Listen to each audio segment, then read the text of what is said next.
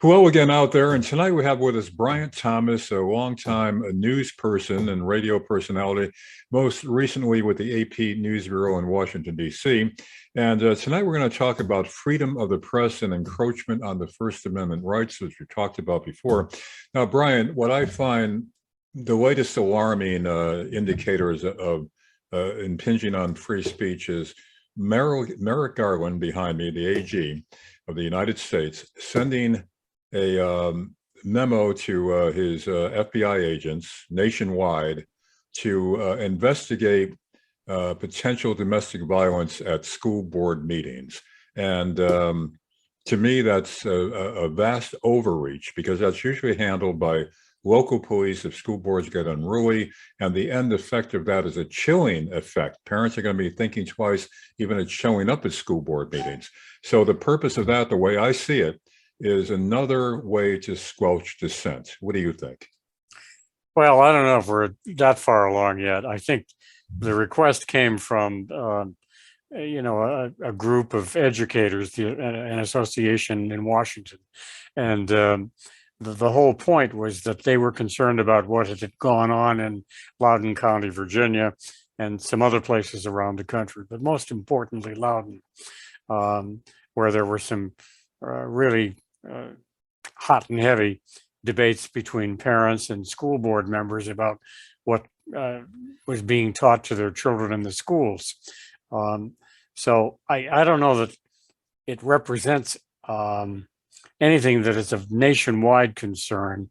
I think it's spotty, and I think that they're just looking to see if there's more to this flare up of emotions in some of these school board meetings than what meets the eye. Why not let the local police handle it, or even state police? Well, I mean, if there's something going on that goes beyond the specter of the normal purview of a school board, then by all means, such as, we're going to attack schools or something of that, or going to attack teachers because we don't like what they're teaching, any of that nonsense there, then I think the FBI is probably an appropriate investigative tool for the government to make sure that none of this actually happens. What do you mean by attack school board members? Physical attack? Sure. There was none of that.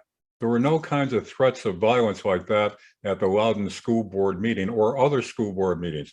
In fact, there were no indications anywhere that teachers are being threatened with death. And that certainly wasn't the case at Loudoun School Board. What happened there was a parent, a father of a girl who was raped and sodomized by a boy who put on a skirt and went to the girl's restroom in her school. She was 15 years old. The school board covered it up. The arrest, the incident, and all that, transferred him to another school where he engaged in another sexual assault. The father came to the school board meeting to protest. Now, I don't know if he got unruly, but he was dragged out of there at the school board meeting by the cops. That was the extent of that. So again, to me, this is a vast overreach. This isn't necessary. If you have a Al-Qaeda terrorist carrying a suicide vest with him, threatening to blow up the school, then maybe you get the FBI involved. Otherwise, as it has always been in my locality and wherever we've worked, Brian, we've worked the news in different areas together, and there's always rowdiness and passions and emotions on hot political topics at school board meetings, council meetings, etc. But it's never been taken this far where the FBI has to get involved. Are you saying that there's no chilling effect here on parents having to look twice over their shoulder now if they even want to attend a school board meeting? Well, if I were a parent and I didn't have anything to hide, I wouldn't worry about whether the FBI was there or not. I would say, I'm going to go speak my piece. And I don't think that's chilling at all. But that's not the point, not having nothing to hide. If you have nothing to hide, should that give the government free rein to poke into your email, your bank account, whatever they want to investigate? It becomes a fishing expedition, and it does have a chilling effect. I mean, to say that, well, I have nothing to hide, so let them do what they want. And if you let that go, then it's total control by the government and an erosion of civil liberties. Well, I don't know that we've arrived at the point where they're going to start looking at bank accounts and things like that. There's a review period here that Garland authorized, and that's before anything goes along.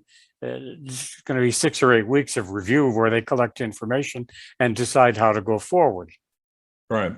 The by the way, this was the National School Board Association, which first sent a letter to the White House, and then it's already on record that the White House was conferring back and forth with the National School Board Association to hone the letter to get the right language in.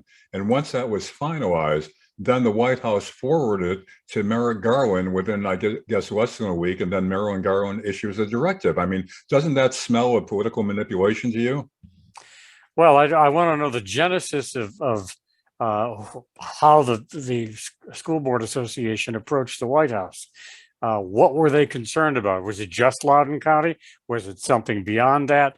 How many different cases were they concerned about to produce this kind of requests? In the letter that they sent, they said one of the lines was some of these incidents are akin to domestic terrorism, and there were no reports within the letter of any real severe death threats or anything like that. It's people being emotional. It's people being upset at school board meetings, et cetera, et cetera. So they couldn't even support it with any other letter. And then don't forget, a little bit later, the School Board Association apologized for some of the language in that letter. So, even they realized that they had gone too far, especially when this whole thing blew up publicly.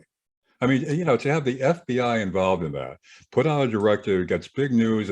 Parents are already afraid to express their opinions in many cases. Then to think, well, gee, if I show up, even if I have nothing to hide, the FBI could be knocking at my door. Yeah, this is a total abuse of power. It's crushing dissent.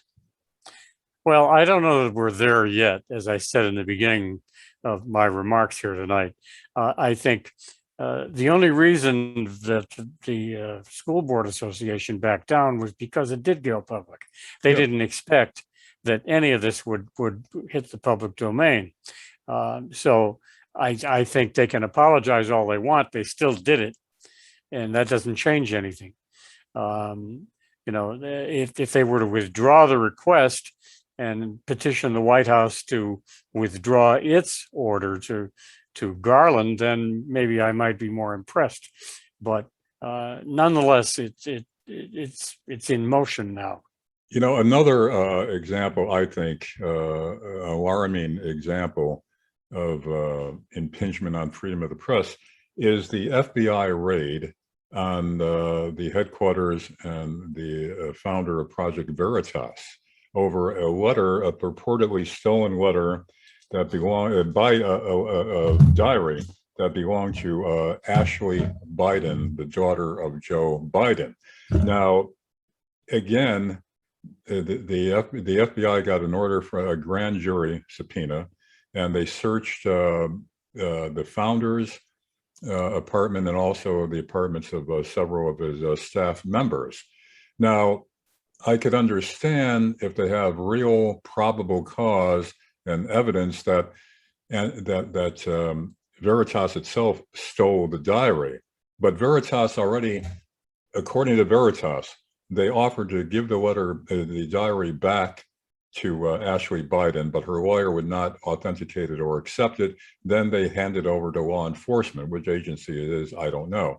So Project Veritas, James O'Keefe is the founder behind me. Project Veritas, and O'Keefe says that they gave the authorities ample evidence that they had done nothing wrong with this, and they didn't publish the contents of the diary because they could not authenticate it. But then the people who brought it to Project Veritas, supposedly they found it in the hotel room where she had been staying. They just found it, not stole it. Then they sent it to another outlet that did publish it. So again, this smacks of a possible fishing expedition because Project Veritas is always on the case of politicians, especially Democrats. So, look, what are they looking for, and do they have probable cause? Look, the likelihood of that diary being left behind by the president's daughter in some hotel room, I find a little hard to accept. I doubt very much if she left it behind. Well, Hunter Biden left behind his laptop at a repair shop, and the contents of that have now been. That's different from the repair shop for a computer is totally different from a hotel room. Okay, let's say it was stolen. Did Veritas have anything to do with actually stealing it, or was it merely offered by those who might have stolen it? Well, the idea is if it was stolen, who stole it and what was the goal in stealing it and what was the goal in releasing the information in it instead of returning it to the president's daughter. They could have taken depositions from Veritas rather than raiding their apartments. Again, they may have some very good reasons, some actual reasonable suspicion to believe that Veritas was involved in the theft of it. But if they don't, it's another fishing expedition and another attempt to squelch dissent. Well, look, let's go back and talk about the Garland thing again. Some Republicans on the Hill lit into Garland, expressing the same types of concerns that you're expressing tonight. The absence of any Democrats going after Garland tends to suggest it might be a political venture more than anything else. I don't see that. Believe me, when the Republicans had a chance to go after Obama, they did it. When the Democrats had a chance to go after Trump, they did it. It happens all the time. Right. Naturally, it's political, and both sides do it to each other, but that's beside the point.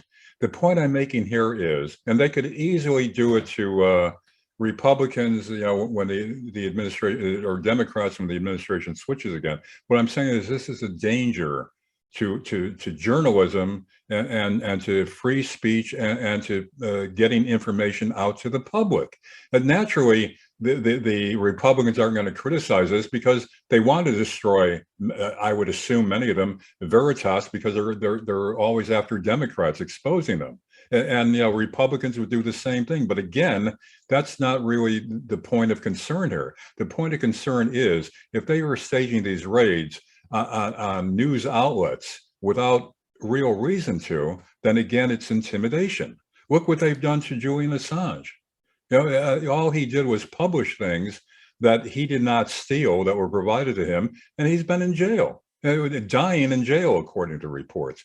This is a far cry from what it used to be. Don't forget, the New York Times, New York Times versus Sullivan, the Supreme Court case that decided the Pentagon Papers situation.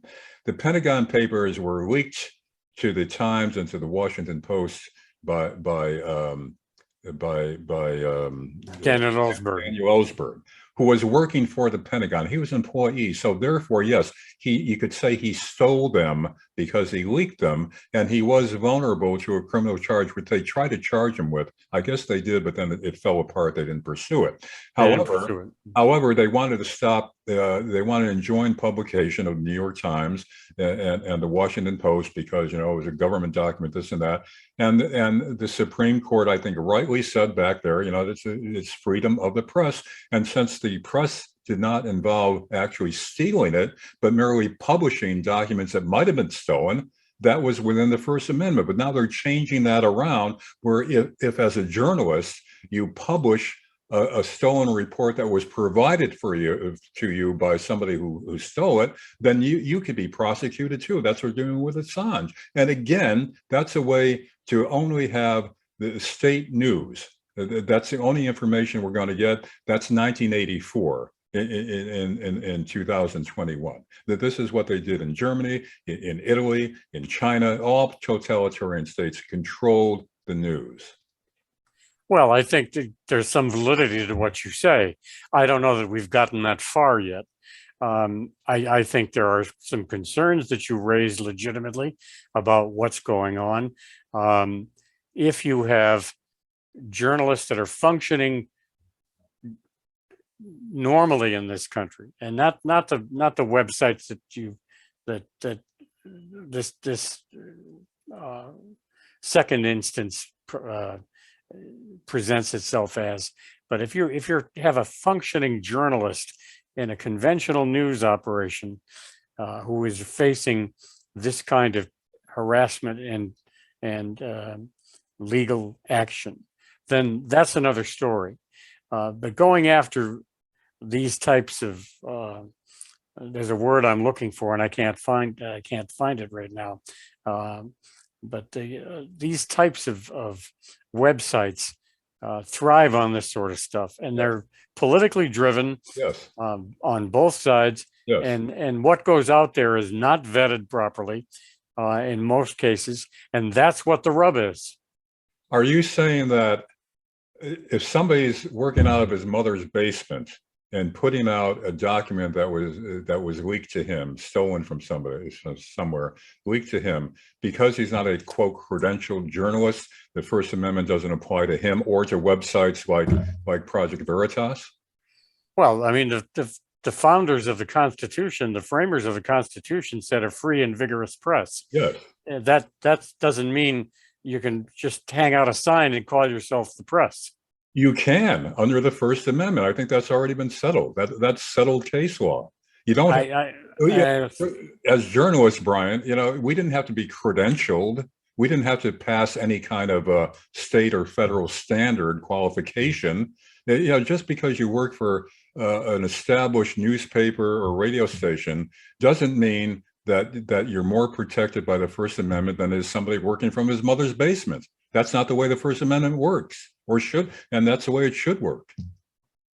Well, I think that, if this whole investigation by Garland produces a series of these types of challenges to school boards and all these other sort of thing that you claim could happen, then we have a more serious problem than we have now. I think we have to wait and see, first of all, what the recommendations are at the end of the investigation period, where they're collecting information and they're sifting through what the policies are going to be, which is what will take 4 to 6 weeks, according to what I read. So let's see what happens at the end of that period, and more importantly, what happens after that. Well, in terms of, you mentioned about properly vetted news organizations and reporters. That's a whole different topic. And there's already laws about libel and slander that you could prosecute somebody for. As you very well know, it has to be malicious and it has to be intentional and there has to be reckless disregard. That's already taken care of under libel laws and slander laws. So you don't need Garland taking this a step further, far beyond what is necessary. And the overall effect is to chill dissent. Well, I'm not sure we're there yet. As I told you in the beginning, I think this is something that got out of hand, and we'll see if it lasts. I think this may get shouted down. We don't know that it's going to actually become something that they use as a tool. So overall, you don't feel that we're already headed in this bad direction, that this is only going to increase? It's an erosion in bits and pieces of the First Amendment. Don't forget, when we started out in broadcasting, there were some real investigative reporters out there and investigative reports. Now, both sides are politicized. And again, I'm not taking sides. I'm saying all media now is largely politicized. What they've become is cheerleaders and propagandists rather than investigators. And part of that is because they've got all kinds of connections politically, and also, of course, the advertising. That's why you don't see any real prolonged investigations of big pharma, because there's so much drug advertising on TV. So it's all become a business rather than a mission to get real information out to the public. Well, you know what, Larry, 35 years ago, 35 years ago, when I was teaching at the University of Connecticut, one of the things I told all my students when they were leaving my class was to remember that everything you learned in journalism about the ethereal quality of what reporters do is something you have to balance with the fact that you are going to go to work for thriving businesses. Remember that first and foremost, the media is a business. I said this 35 years ago, and I don't think that was, alarmist on my part. I think it was just a reality that I tried to convey to these kids when they left my class, that don't jump up on the cross too quick, because somebody's likely to put a nail in your hand. So this is a warning that you can't really have free speech unbridled if you step on the wrong toes. If you go after the people that are powerful and that could influence, affect your job and your career. So this is a warning to them, correct? Oh, I think that's true, and there was a fellow that I interviewed from ABC News when you and I were in Connecticut years ago. And he said, look, it's hard to talk about things in the abstract when you're doing controversial stories about in power politicians. But one thing you've got to remember is when the howls get loud, you're usually getting pretty close to the bone. Especially if there are hollers from both sides. That's right. So I think that you've got to remember that, and couch your words carefully in terms of what the reaction is going to be, both journalistically and business wise. That's unfortunate. It shouldn't be that way, but that's the reality, is what you're saying. That's the reality of it. Of course it is. Exactly. Bryant Thomas, longtime AP newsman, most recently of the AP News Bureau in Washington, D.C. Thanks once again for a lively conversation. I enjoyed it. Thank you, Bryant. All right. Thanks. See you later. Okay.